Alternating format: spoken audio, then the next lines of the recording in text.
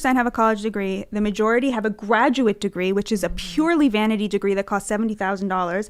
To become a journalist in America today, you have to be able to take a starting salary of $30,000 a year, but 75% of those jobs are on the coast in the most expensive American cities, which means you have to come from money, essentially. Like everyone you see on your TV, everyone you read in the New York Times, these people come from money. They are overeducated and they look down on you. And I think that's what we're seeing is the American people are too smart for this garbage. They are too smart for it and they're tuning it out. I love it Thank so you. much.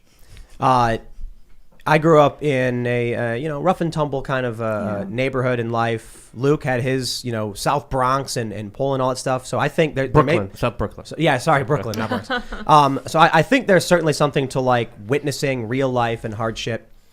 I have contempt for the elites who think they're smarter and better than everyone else when they're just people.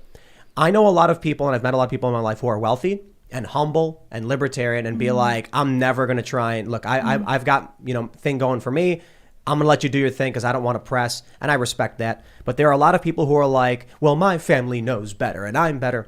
And there's nothing more satisfying than to see snooty elites with their fancy degrees who think they're smarter and better than everyone fail when they try to go into these news organizations to tell people how to live, what to do, why they're smarter than you. And then they can't figure out why they're laden with debt, why they're struggling to find work, but they still think they're smarter. And you know what?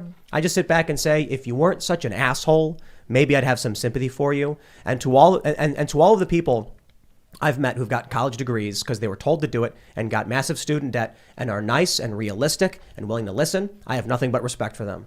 But there is this class of people that enters media where they just, the way they prove themselves is to get a job in the media so that they can be given access to a platform that they don't deserve, that they've not proven with merit, and then yell at you and talk about how much better they are than you and how you're a bigot and you're racist and you voted for Donald Trump. Well, certainly you're a white supremacist.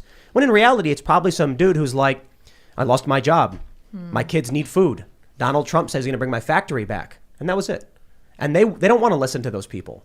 They're just stupid. Learn to code. Why don't you learn to code? And then when you speak up and say, why don't you learn to code? When they lose their jobs, Twitter bans you for it. I can't stand these people. They're elites. They're pompous. They think they're better than everybody. So let me ask you this. Maybe you don't want to answer this, but when you got to Vice, were you suddenly surrounded by exactly that type of person? And